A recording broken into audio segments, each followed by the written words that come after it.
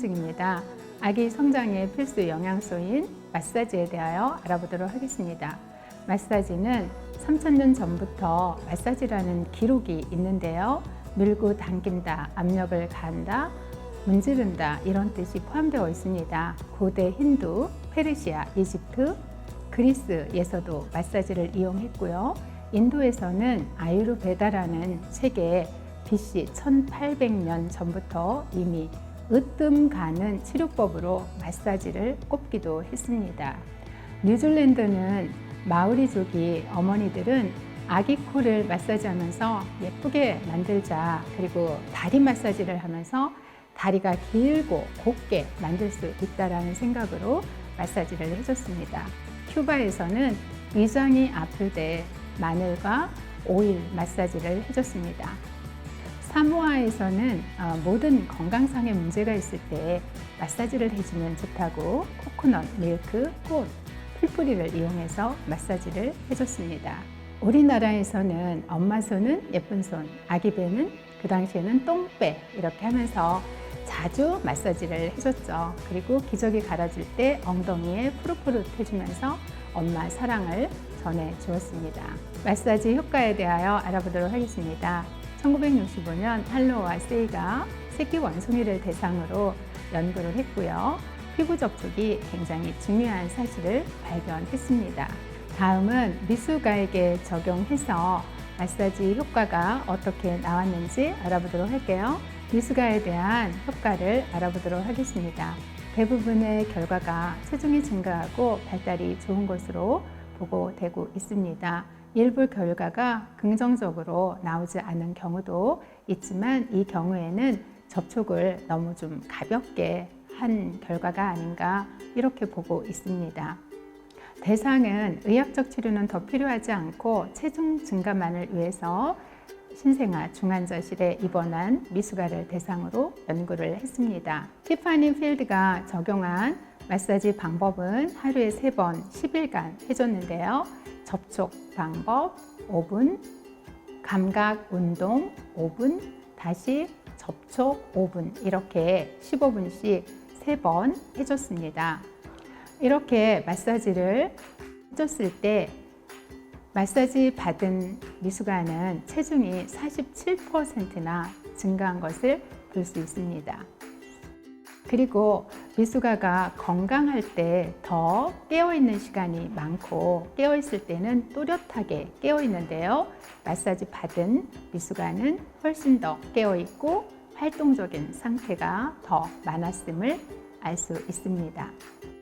신생아 행동 평가하는 브레질튼 척도에서도 마사지를 받은 미숙아가 민첩성 그리고 기소 본능 이런 면이 훨씬 더 반응이 뚜렷하게 나온 것을 볼 수 있습니다. 그리고 결과적으로 미숙아는 6일 정도나 일찍 태어나는 것을 볼 수 있어요.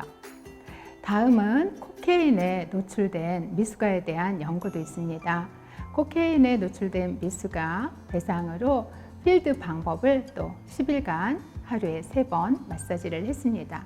마사지를 받은 코케인에 노출된 미숙아가 그렇지 않은 미숙아에 비해서 합병증이 적었고 스트레스를 받는 행동이 훨씬 덜한 것을 볼 수 있습니다.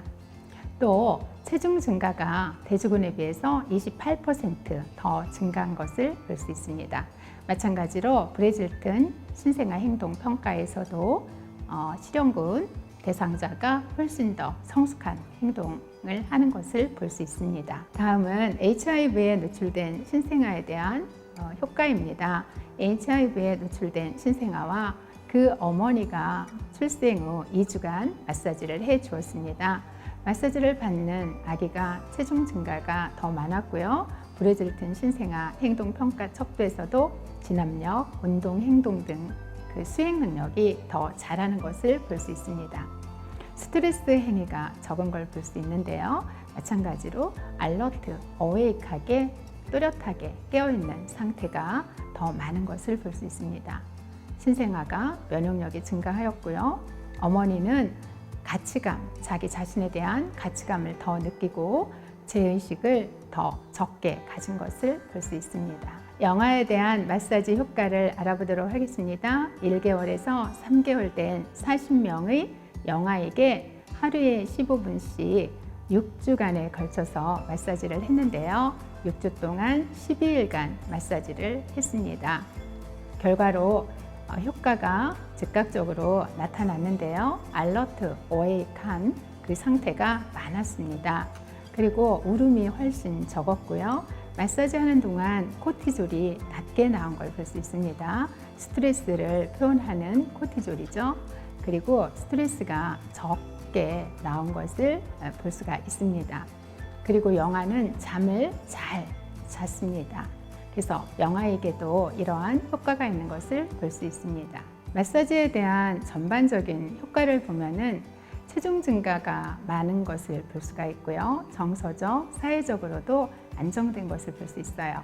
어머니가 아기를 잘 달랠 수가 있고요. 또 어머니가 달랠 때 아기가 잘 달래지는 것을 경험합니다. 모아 상호작용이 좋아지고 또 소변에서는 스트레스 호르몬과 카타콜라민 등이 감소하는 것을 볼 수 있습니다. 또 기분 좋을 때 나오는 세로토닌이 증가하는 것을 볼 수 있습니다. 다음 연구는 우울증이 있는 어머니가 아기에게 마사지를 해 주었을 때입니다. 태어난 생후 2, 3일에서부터 6개월 된 아기에게 우울증이 있는 어머니가 하루에 15분 2주일 동안 마사지를 했습니다. 아기는 마사지 직후에 수면이 증가했고 잠들기에 필요한 시간이 짧아진 것을 볼 수 있습니다. 그리고 기분 좋을 때 나오는 옹알이를 훨씬 더 많이 하는 것을 볼 수 있고요. 어머니랑 아기랑 놀 때 감정이 개선되는 것을 어머니는 경험을 하게 됩니다. 어머니의 놀이가 아기의 연령에 맞게 좀 더 잘 하는 것을 볼 수가 있습니다. 특히 어머니들이 아기를 달래는데 더 훨씬 쉬워졌다고 응답을 했습니다. 다음은 아기를 돌보는 어머니 지원자가 영아에게 마사지를 해줬을 때 효과입니다. 자원봉사 조직에 속한 할머니들이 영아원에 있는 3개월에서 18개월 된 영아에게 하루에 한 번씩 마사지를 해줬습니다. 결과 영아는 수면 증가를 가져왔고요. 활동 상태가 감소한 것을 볼 수 있습니다. 마사지 1개월 후 또 또렷하게 깨어있는 상태가 증가한 것을 볼 수가 있고요.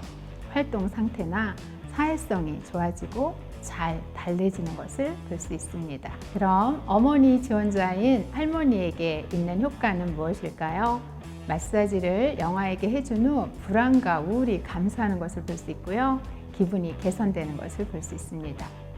전통적으로 아기는 할머니가 잘 달랠 수 있다. 그리고 에너지 교환이 일어나면서 서로가 편안해진다. 이런 말을 저희가 종종 하곤 했는데요.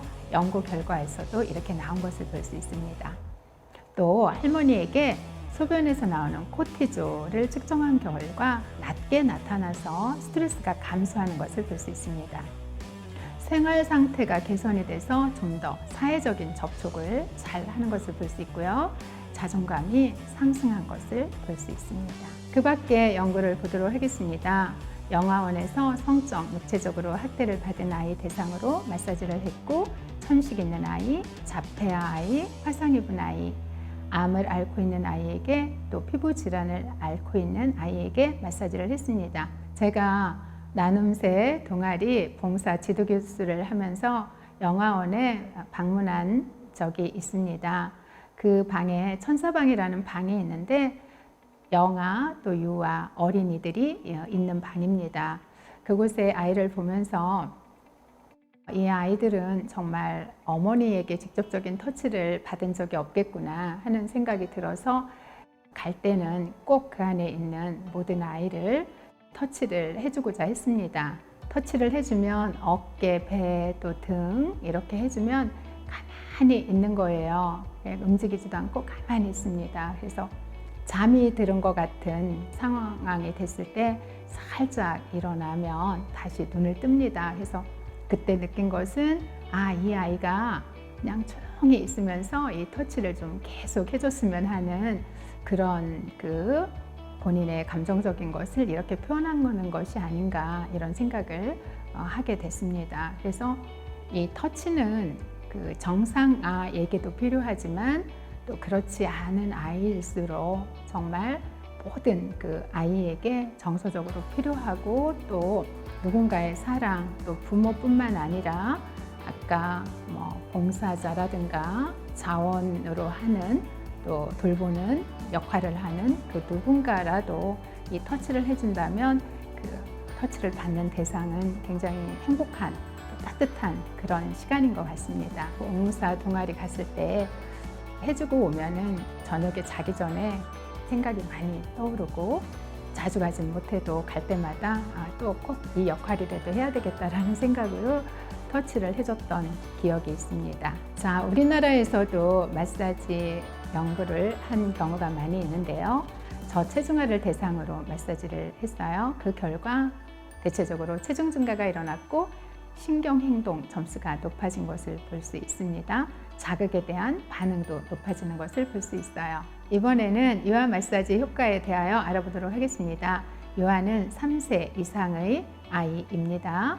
연구 결과 체중 증가를 가져왔는데요. 인슐린과 가스트린 등의 효소가 분비가 잘 되면서 소화흡수를 도와서 체중 증가의 효과를 가져왔습니다. 스트레스 호르몬이 감소해서 감성이나 사회성이 증가하는 것을 볼 수 있고요. 잠들기까지 또 시간이 감소한 것을 볼 수 있습니다. 면역 기능이 강화되었고 아기의 베타, 뇌파가 증가해서 활발하게 활동하는 것을 볼 수 있습니다. 뇌파는 알파, 베타, 델타, 세타 이렇게 있죠. 그래서 베타파가 증가하는 것을 볼 수 있습니다. 아기를 정서적으로 안정돼서 숙면을 하도록 도와주는 것을 볼 수 있습니다. 지금까지 마사지 효과에 대하여 알아봤는데요. 마사지에는 미수가 신생아 마사지가 있고요.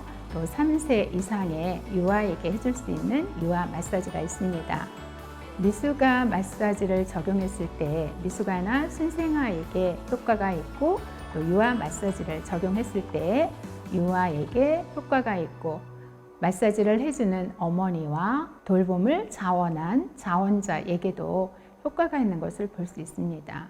생활 속에서 아기에게 밥을 먹이듯이 어머니가 돌보면서 어느 시간을 이용해서라도 자주 마사지를 해준다면 아마도 어머니 사랑, 돌보는 사람의 사랑이 전해지고 그 사랑을 통해서 아기는 쑥쑥 성장하고 또 정서적으로도 안정돼서 건강하게 잘 자랄 수 있는 것 같습니다. 여러분, 이렇게 좋은 마사지 생활 속에서 적용해야 되지 않을까요? 과거에는 엄마 손은 약손하면서 자주 마사지를 해줬죠. 그리고 특히 젖을 먹이면서 가슴에서 부부적거리고 또 등에서 아기를 업었죠. 그래서 업으면서 엄마 등에서도 아기는 또 터치를 받았습니다. 전통적으로 우리가 많이 했던 터치, 아기 마사지, 여러분 다시 우리 아기에게, 귀한 아기에게 적용하면 참 좋을 것 같아요. 어머니가 마사지 해주고 또 할머니가 마사지 해주고 그래서 마사지를 해주는 모양이 여기저기에서 많이 있으면 참 좋을 것 같습니다. 지금까지 마사지 효과에 대하여 알아봤습니다. 영상이 도움이 되었다면 구독, 좋아요 꾹 눌러주세요. 이것으로 강의를 마치겠습니다.